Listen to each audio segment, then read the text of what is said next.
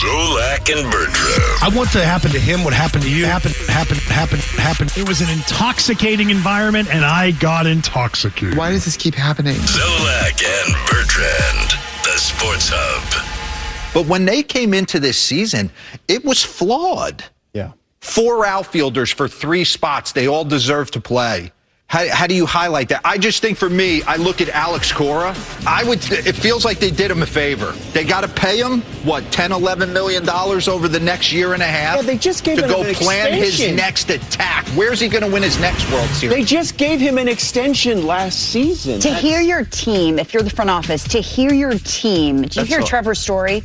Say, well, obviously we don't know what direction this franchise is going in. If one of the best in the game can't survive here. Lauren, I don't understand. I think the biggest thing, and that's why to sit up here and think we know 100%. But the one thing that I keep coming back to is Craig Breslow's a former player. Whether or not, and you can tell he's an analytic guy and he thinks a little bit differently than your 99% of the players that actually put the cleats on and get out there. He still was in the room 12 different seasons. He still should have a feel for the dynamic of what makes a team successful outside of what the analytics tell you. And I feel like he hasn't figured that out, and that's what's confusing to me. That's Mark DeRosa on MLB Network. Well, he's got nerve, huh? I got to say, for a guy who doesn't understand the rules of the WBC. Different game, okay? It's a different game. Right. He's pretty good on TV. He's We've awesome. been playing stuff from him the last couple of days on this. His delivery's good. He should have never done this WBC thing. That was a bad idea for him.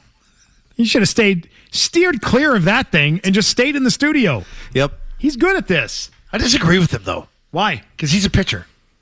He's not an everyday player. Good I point. think the everyday players, the guys that grind, that are out there every day, those guys, I think, understand. Because, like, pitchers are in their own little world. They're like a kicker.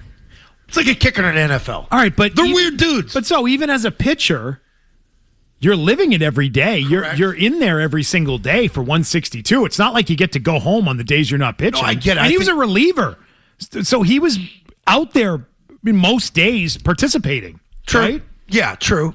But I don't think you're just tuned in and you're like hanging on every single second like most players do that are out there all the time. Right. You know, in his role, you never went to the ballpark knowing that, well, other than a few times, that at 7:05 you're out there. Yeah. Right? Right. So that is different, but man, you're on a team. You're in a clubhouse. Yeah, you would know the dynamics. So true, but like you were not the starter. You were the backup. Right.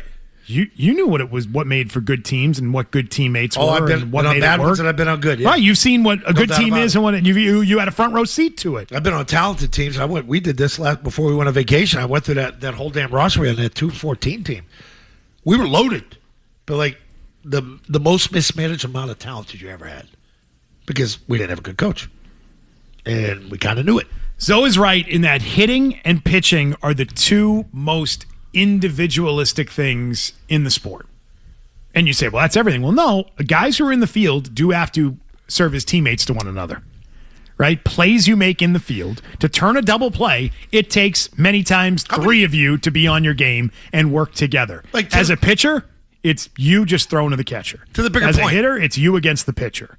To the bigger point, how many ex-pitchers are running a baseball team?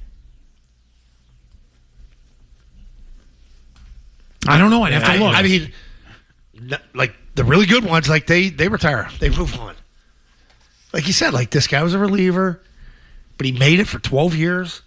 He should be better than what he is, but to the root core of it, he's a bot. He's a robot. You hear how he talks? I would sit there like in that clubhouse and go, hello. I can't listen to this guy. Chris Young with the Rangers. Okay. There's a pitcher. There you go. There's a pitcher. Okay. 11 feet tall. There are fewer and fewer GMs that played. Like Kenny Williams played. He's not running the White Sox. I know you've talked about Dave Roberts.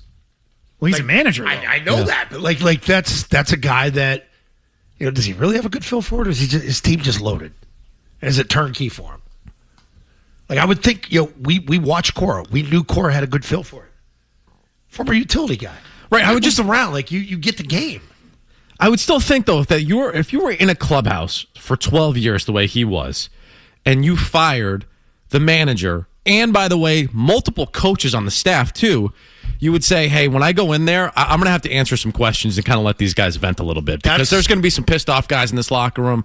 So you know what? I'll stand up here. You might not like it, but I'm going to be accountable for it. And the fact that they bailed and didn't allow him to ask questions the first time is like the lack of feel. You're like, wait, how are you a player and not doing that? That's the problem, and that's what numbs you to Sam Kennedy. Because when Sam Kennedy opens his mouth, he's the guy that's got to face it because that's his job.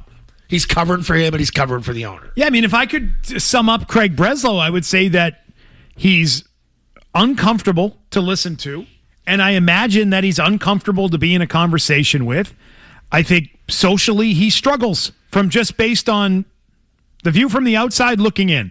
This guy struggles socially. He struggles to communicate always, and I can only imagine that he misses social cues or has a hard time understanding how people interact, and it is not his mind. That is not the mind that he has. What he has is the very analytical mind.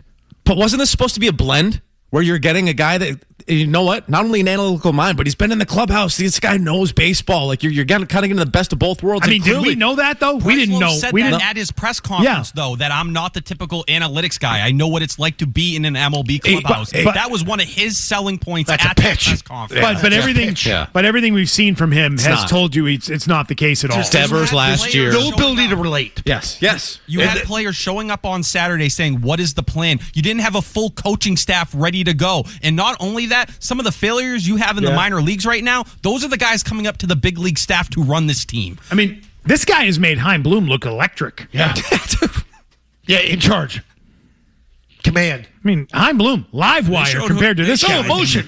Sat there in the Delta Sky Lounge. Just had to take him a puddle of tears in his tomato soup. In the St. Louis series, they kept showing him on camera, and I was like, I miss that guy. You got to think. So does Milliken. Who wrote the article? During the offseason, Chaim and Breslow spent a lot of time together. Their sons play in a local league. They were on the backfields talking. So when you, I wish I was a fly on the wall listening to that one. This picture of what happened, you don't think that Chaim was telling him all this Cora stuff that planted that seed in his head, but you would think he would have also learned from Chaim some of those communicative skills that are the reason why Chaim is so liked in baseball. That is his biggest trait. You can't. How old is Craig Breslow?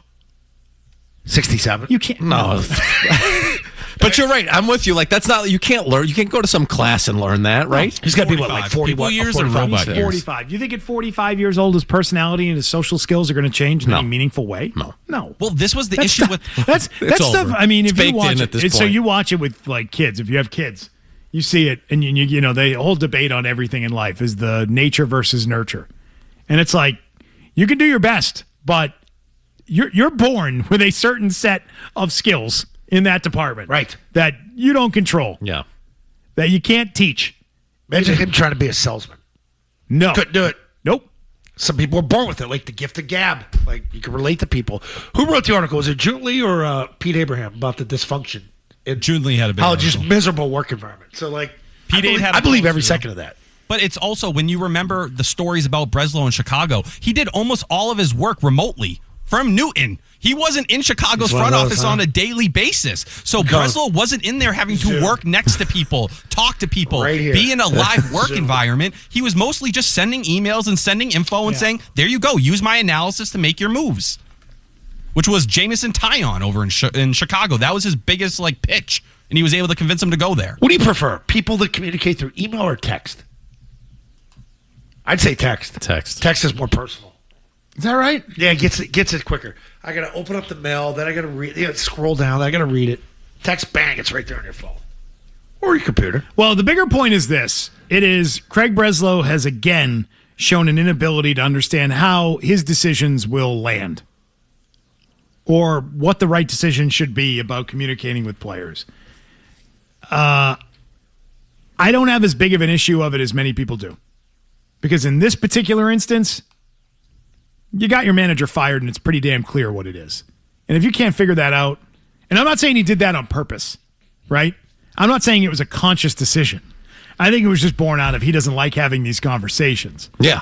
But in this particular instance, I don't mind it as much because I don't know that the players deserve much more. If the players out there are and showing play. up and they don't have a plan, they don't know who they're going to prepare for the game, that's problematic to me. The fact that you didn't have other coaches ready to come in to handle that situation and it took multiple days to fill up the staff, and it's not like you're adding veterans to this group. You're adding guys from the minor leagues where right now the Red Sox are getting killed for some of their development in the minor leagues. That's a big portion of this conversation outside of pitching where we're getting these leaks. Speaking of text chain, like how many times have we laughed at the lineup when it was out? Look at this lineup. How about the day Meyer and Roman Anthony didn't play, but they're available to pitch it? But it's either day off or it's not. I want to defend Craig Breslow again, actually, which is again putting me in a weird spot because as much as I'm going to defend him, I also want him fired yesterday. So it's tough. We'll do it though. We'll continue talking about this. Good luck. Yeah, thank you. And Rob Gronkowski is in the Patriots Hall of Fame. First Christ, Craig Christie. Let's continue it and talk Sox again right after this. So, Why do you think people listen to Beetle, He's got a big... Zolak, and Bertrand, the Sports Hub. What was your reaction, Pedro? I was actually a little bit shocked to see the amount of people that they, took out together. The whole coaching staff, the whole crew. I think sometimes being as good as Alex probably is, it comes to bite you.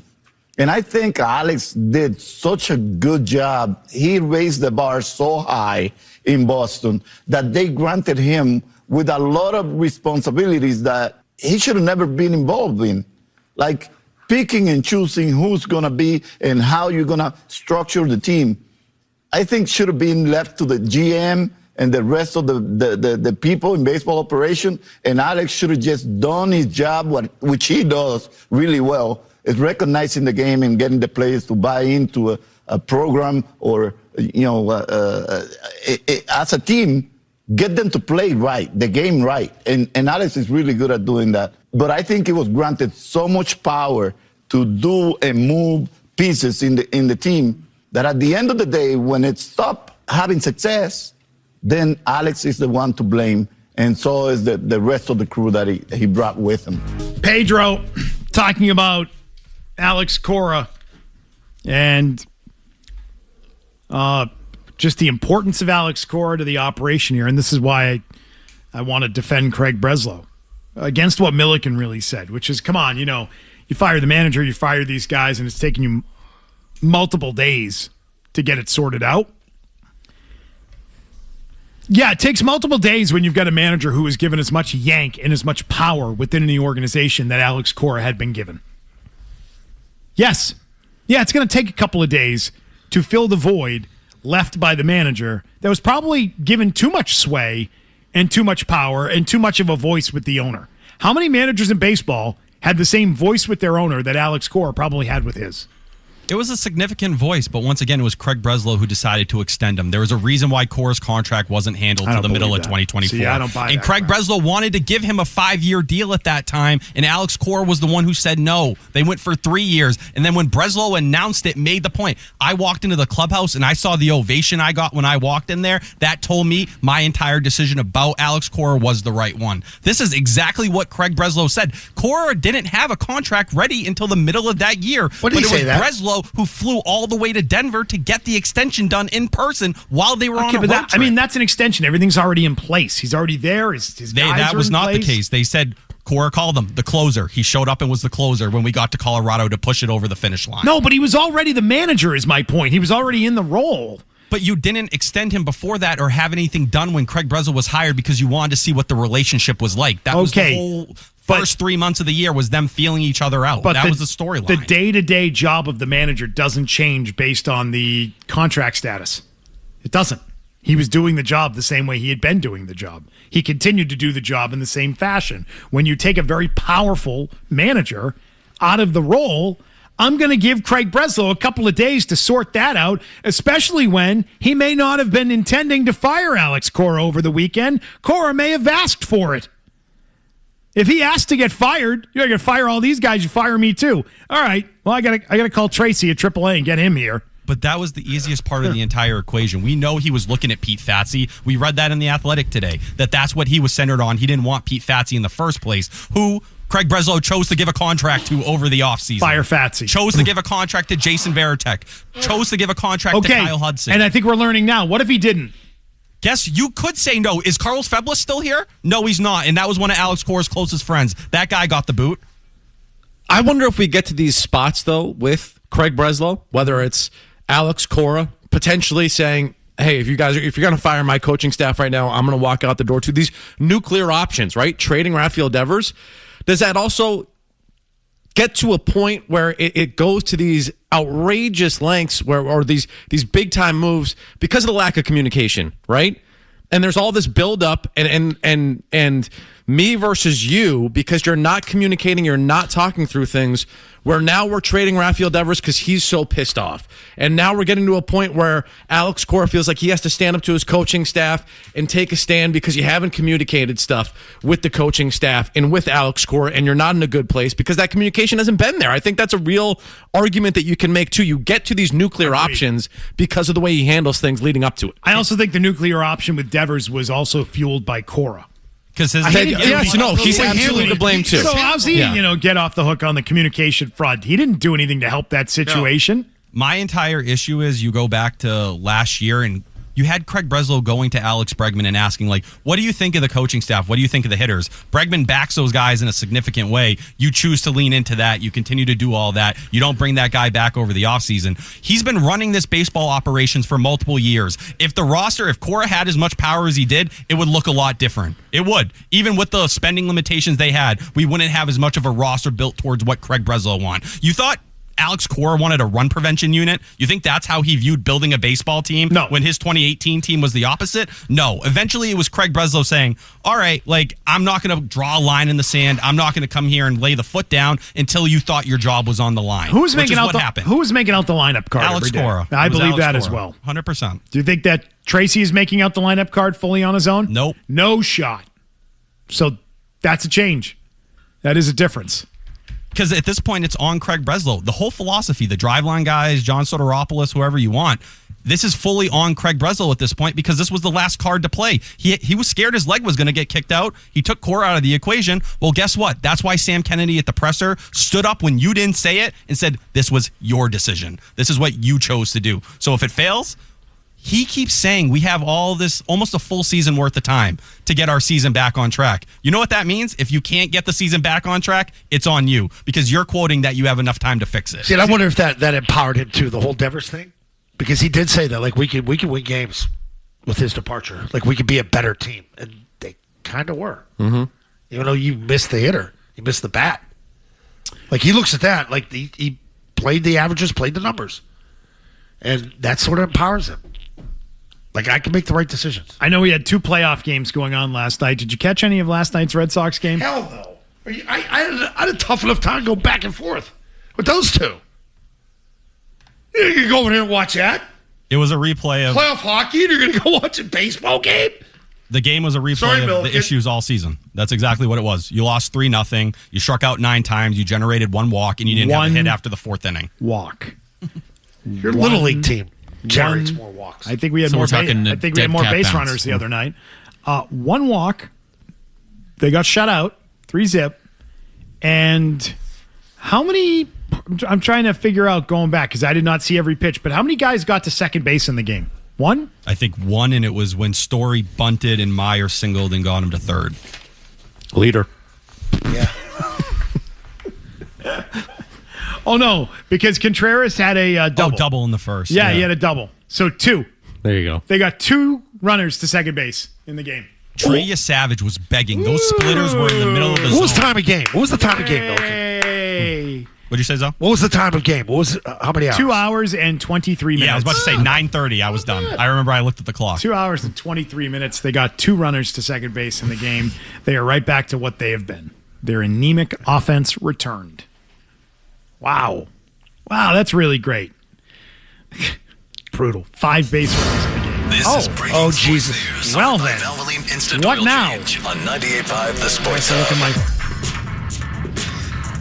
Jeez, come on, Milliken. I'm sorry. Chris Cotillo tweeting out, Garrett Crochet to the IL with shoulder inflammation. Nate Eaton has been called up. Garrett Crochet going to the IL. It's not even May. Man. It's not even May. So that's why Jake Bennett was scratched yesterday. I assume he's going to end up starting Friday, where Crochet was supposed to start. Damn. What are you tweeting? What's your response? What are you tweeting? Pain. Like pain. A lot of pain. That's one Literally. of the guy you can't lose. Inflammation. I do feel bad for you. I do. Because you put a lot into it. And you care about the team, obviously. They pay now, you're a different cat. You years. watch the game differently. I kind of chuckle at that, but like this is it for you. And to get hit like this right in the mouth this early in the year, you have no direction. Hey, there were 2 4-win seasons I went through. It was awful. It was awful. Real quick here, I talked to Lou the other day. Because Lou texted me on vacation. He goes, well, what the hell? What do we do? What do I do? Because you have friends in it. Like, that's the connection. You care about the team. Lou loves the team, cares about the team. You didn't say you're allowed to talk about Mike Vrabel, Lou. No, I wasn't. Did you say that to him? No, he actually texted me like, I don't blame you. I don't blame you one bit. But he's like, have you ever been? He goes, have you ever been through something like this? I'm like, yeah. Mayo after Bill. But like Bill had a bad end. But we were wagging for 17 years until Tom left. And then, you kind of see how not to do it. But the scary thing about Crochet is he has shoulder issues. Like going back to his time with the White Sox, that was part of his problem at one point. What a week for the Red Sox. Garrett Crochet to the IL. Here are the headlines. We'll be back in a moment. Zoe and Beetle are back with more on the Sports Hub. And a ground ball, and that's fair just inside the chalk. A run scores. Runner taken off, and it swung on and lined into left, and that's going to be down for a base hit. That'll score another one. Keyshaw is in. Jeffers with a base hit. And Crochet's problems against Minnesota continue. 2-0 Twins. Ground ball up the middle. Story diving for that. Out of the glove it rolls. 1 run is in. Here comes the second runner to score. That was a bizarre play as it squirted away from Story, and he lost his glove. And it is 4-0 Minnesota. And hard hit smacked into left field. Buxton is in. That'll reload the bases. That'll also make it 5-0. Driven deep into right center field. Cedon racing back, turning around. That ball is going to be off the wall. 1 run in, 2 runs in. Martin and Keyshaw score the shot by Bell to make it 7-0. Swinging a high, deep drive left field. He crushes this one out of here into the second deck. A 3-run homer. 10-0 Minnesota. It's like the Twins have a pitch comm in their helmet. There's another one. Hammered deep to left field. And that one deeper than the first one. 438 feet. And 11-0 Minnesota. Well, leaves us speechless. Here comes Cora to finally get him out of the game. So Garrett Crochet bounced back in that 17-1 blowout. 17. Sound like I said 70. 17-1 blowout against Baltimore when he pitched 6 innings and he didn't give up a run. He only gave up 3 hits, but in the previous 2 starts, including the lowlights there from Minnesota, he got kind of shelled. Got shelled against Minnesota, and he went 5 innings against Detroit and gave up 5 runs in that start. So in back-to-back starts, there was plenty of reason for concern with Crochet, but then I thought, going back to 4 days ago, all right, he righted the ship here against Baltimore. Things are going to be okay. What game was that when you texted the chain? You said I hope he's hurt. I hope it's an injury. It was after the Minnesota game. I'm like, I didn't say I hope he's hurt. No, not hope. I said, Anyway, hope. I hope the explanation is not that he's hurt, because that's what I immediately think when a guy that good looks that bad. It drops. It's like, oh God, is he hurt? Is he tipping pitches? Is he hurt? Yeah. And he insisted that he wasn't. Well, now I don't believe him. I think he was dealing with a little something. And now that little something. That's why I ask. Which is now 16 days later. Think about that, though. Is an issue, and he's on the IL. Your team's struggling. You know what you're getting paid. You're the number one guy. You feel like you're the stopper. And sometimes you push more through an injury than maybe you should. Right. Your hope is that he didn't lie about it. Are you and he sore? didn't try and cover it up and think, just sore, don't look Or are at you it. hurt? And that's always the tough line. Are you hurt or you're sore? Because you push through soreness. So in 23, when he had the same injury, he got a cortisone shot, had a setback in July. He thought he was going to only miss 2 to 3 weeks, ended up being out from June 15th till the end of September. Oh, my God. No, well, I mean, awesome. Yeah. I do wonder, tremendous. In his last start, his arm angle had popped back up, kind of the slot that he was coming from, closer to what you had seen in the previous season, and it had been down to start this year by about 4 degrees. By doing that, did he end up hurting himself, maybe trying to change his mechanics? Or was he changing the mechanics to be more comfortable, to avoid the sore shoulder? Could be that, too. Bad habits. For a guy tipping pitches who made it pretty clear over the offseason that he had to really change his kind of approach because of the heavy workload when he threw 200 pitches a year or 200 innings a year ago. Also, it should never really come as a total shock that a guy like Garrett Crochet and the way he pitches has shoulder inflammation. I mean, just his style of pitching is pretty demanding on the body. Look where you are now in terms of your pitching depth. You're on your last arm. Jake Bennett, who shouldn't be coming up at this point in time in any way. He's made, I believe, 5 starts at AAA overall. He was the return in the Luis Perales trade, but this is the last arm you have. Sonny Gray's hopefully going to be back in 6 days, but talk about how quickly your depth completely disappeared. Not great news for these Red Sox. They lose last night. Offense and the bats go silent again. And Roman Anthony not in the lineup again today, by the way. Billiken. Oh, no. Oh, Roman is in the lineup. A late scratch. Jaron Duran has been scratched. Oh, so now Roman's back in. Back in. Leading off, playing left field. Oh, there's leading off. Please hold. Another change has been made. So Jaron Duran is a late scratch. So Roman Anthony not originally in the lineup. And now Cattell just followed it up 24 seconds later. Said the Red Sox just sent an updated lineup with Roman Anthony playing, not Jaron Duran. So Roman Anthony going to lead off.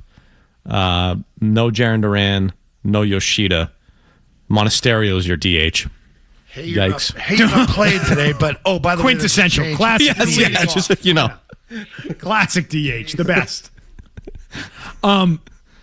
What's up with Duran? Is that an injury? He didn't look weird yesterday, but he's changed his stance about 3 times in the last 2 weeks, so it's kind of hard to track anything going on with him at this point. He played center field yesterday. Okay. You know, whenever a player sits down and you don't know the reason why, I always go to did he get traded? Is there a trade in the works? Late scratch. And I'll tell you what, I think the Red Sox have entered the stage of nothing should shock you when it comes to changes to their roster. Yeah. They just fired their whole entire staff. You think they're just going to stop there and assume everything is well? There is like a 2012 almost, like, is there going to be a massive thing where you just say, screw it, we need to make changes overall and reshape this thing reset. and try something different. But it could also be it's still April. I mean, we can't lose sight of that. We're going to do a deal that we think can help us in the short term. That's why when I saw Nate Eaton coming up, I was like, are they going to just DFA IKF and say this didn't work? It's $6 million. Almost in a way, and it's not the same tier of player. But you remember Hanley in 2018 where it was like, we gave this a month. It's not working. Get the hell out of here. We just got to do something differently. Like, it felt like that move was at least potentially on the table. Could this potentially be your most important month coming up? Because, like, the state of the American League. It's a real do or die situation. You're right. But, yes. They're not. To answer your question, they're not out of this thing. Like, for as bad as it feels. Mathematically, they're not. Who do you believe in? Like, who's going to get hot?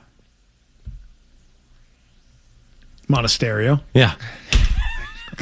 Where's your like you knew Ortiz would get out of it, you know? Like, I don't know. You hear Pedro talking, like, those are teams, man. The teams are stacked. That rotation Pedro had. Oh, my God. He's so far from that. Sucks. Yes. Patriots went through this for 3 years. That sucks. At least those games were only 17. Jesus. Got a lot of baseball left.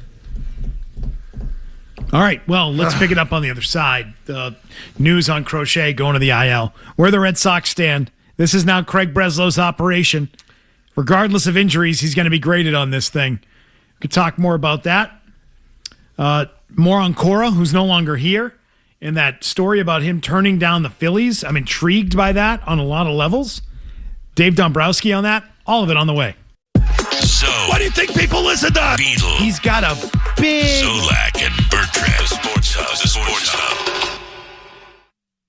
Did you try to hire Alex Cora, and why? Yeah, I did. I talked to Alex. We never got down to the nuts and bolts of things because, but I did talk to him. I mean, he actually called me Saturday night. He just called me as a friend Saturday night after he had heard about it because I guess he calls me one of his mentors, and we talked, and he had never been through that before. We talked on Sunday morning. I think Alex Cora is one of the finest managers in the game of baseball. I say I've been fortunate enough to work with Hall of Fame managers like Tony La Russa and Jim Leland. I've been very fortunate in my career. I think if Alex Cora decides to keep managing, he has a chance to be in that same category. That's how good he is. And I talked to him on Sunday morning. We talked about potentially taking the job. I thought I had told him I'd really come to the conclusion at that point that if he took it, I was going to make a change. And I thought that he might take it. But as time went on over the next day into Monday morning, it was apparent from his perspective that he wanted to take time with his family. And, he's paid for, and it wasn't because of pay, it wasn't because he's paid through the next year, but he just felt that he wanted at this point to be a father first and foremost. And so that's what he had decided. Alex Cora, the next Tony La Russa. Hashtag Family Guy. According to Dave Dombrowski. You're telling me that Dave Dombrowski wasn't motivated to say those things just as a way to throw it in the Red Sox face to try and make them look bad? I hung out with him at the House of Blues. Who? And, Dave, and he could throw him back. We talked Parcells for like a half hour. It was great because Parcells' a big baseball guy. But I couldn't stop staring at his hair. He has perfect hair. He does have nice hair. I said, when I'm your age, I want your hair. Do you think Alex Cora called him Saturday because he's a mentor to Alex Cora, or do you think he called him to just mother F John Henry and talk about what a joke of an organization the Red Sox are? Because when you get canned, oh, I got to call my mentor. You're in the dumps. I brought this about Mayo, too. Mayo went into hiding. I think he was angry. He was embarrassed. He took it hard. Cora's happy he got let go. Then go. They made the right decision. After you look at the fallout and the reactions, it might be the right decision. Especially in that sport where there's a shelf life. We've talked shelf life here for decades with the baseball team. Whether it was Theo, whether it was Francona, who won, 2 championships? Yeah. Do you want a guy leading your team that doesn't want to be here? And I get it because, I think that's him. That's his personality. Bleep you. Good. Glad I'm gone. He's kind of one of those guys. When they want it, Yankees suck on it. He throws it in your face. Right there in your face. Not literally. Nice job, Fowler. Beautiful. Well, Fowler did it? Look at that hair, man. Perfect. Put the window down. Won't move. I had a coach in high school that had a toupee. I think I told this story. Joe Ravazio. Oh, God, it's going to get back to him. And we used to ride the school bus, go to games on Friday nights, and all the windows be down because there's no AC on the school buses. And everybody's hair's blowing. That dude's hair just right there in the middle, didn't move. Plus, it was black on top and gray on the sides. It looked like Paulie Walnuts. What's up, Joe? I'm sure he's thrilled. You told that story. I have, yeah. I've told before. Toupees have come a long way, man. Me and Mel can watch those videos all the time. On Instagram. They are better than real hair. Yep. I'm 100% convinced. You go get the right one, it's going to run you about $300 to $500. But you get the glue, you do the whole thing. Whoa. Beetle, you can go a month with this thing and shower. How do you know the exactness of it? And then it falls off. I study. And then it falls off? No, you go back, it's like Gorilla Glued to your head. Dude, if you That's not going anywhere. If you came in here with hair. They blend this thing now, so. Question. They do blend. You do have to have real. You have to have the classic horseshoe on top. Yes. Hair club for Do I men. have, Yeah. do I have a classic hort? I don't think I do. I have like all this baldness. Beetle, in the back. you could be Fabio by 5 p.m. Well, you shave it. My question is, when they shave your head before they glue this thing to your head, what happens to the hair that's still growing on your head? Gets fermented. Does it get clogged up, so to speak? What happens to the head? Yeah, it's like matted down almost. Yeah, like what's happening to that hair that is still trying to grow on your head? Laser it? Maybe laser Or it. does your hair stop growing? You got to like and subscribe what for happens? part 2. Yeah, I think with how long it takes, if you're going monthly, it won't get long enough to disrupt the glue in a significant way. I think that would be How do you mostly know? the You don't know how fast This my is hair like grows. my fascination with UFOs. Your fascination with wigs. Yeah. You Oh, might yeah, have to the go 3 videos weeks, are great. Beetle. Do you dress up at all? What's that? You might have to go 3 weeks. It may not be 4 weeks for you. And then you're going to go back and get it ripped off and re-glue? It's like a haircut. You do How it bad yourself. do you If want you it? come in here with a How do wig, they re-glue? You How do do they it pull it yourself. off? You do it yourself. You just hit the edges? Like, oh, I'm Yeah. peeling up a little bit today. Yeah, it's got to go back. Yeah. I'm very curious about all of this. I'm very going curious. man bun. Man, you're going to get I've already a toupee decided. man bun? It's kind of 100%. you'd be the third person that had a man bun in this place. Who's the other man buns around here? It's like Manny dreadlocks. It is going to be sick. I saw a great video, man. This kid had no hair. None at all. Dude, if you do that, It changes. watch your look Listen, completely. you can go in and ask Rick Radzik that I have already had the conversation with. Now, Rick is totally bald like Louth, right? I've talked to Louth about it too. I'm like, at what stage do you get to where you guys are? And they both looked at my head and they're like, you're not there yet. I'm like, I almost feel like it would be better to just be there, man. And they're like, nope, you're not there yet. Not ready. They've offered their personal opinions on this. You know what as people with experience with Did Louth ever try a toupee or anything like that? I don't know, but maybe he should. You want to get He's chalk? got Have classic Louth horseshoe. show you his high school pictures. Yeah. It's weird seeing Full Louth. head of hair. I've never known him with hair. I've But never known Rick with hair. You come in with a full head of I've hair, seen you would enough look like pictures of Kevin Rick from with The hair that Office. it's not weird. Yeah. It's still very weird and uncomfortable when I see photos of Louth with hair. You know very why, uncomfortable. though? Louth has a good head. He does. It depends on the head shape. Good I looking don't head. have a good head. Yeah. I know I don't. Put that in for Friday. Louth has good head. There's just some people who are meant for it. Yeah. I know I'm not meant to be. Louth bald. was meant for it. Yes. He was born Yeah. for the No, he bald wears it head. well. Yeah. He was born that way, Beetle.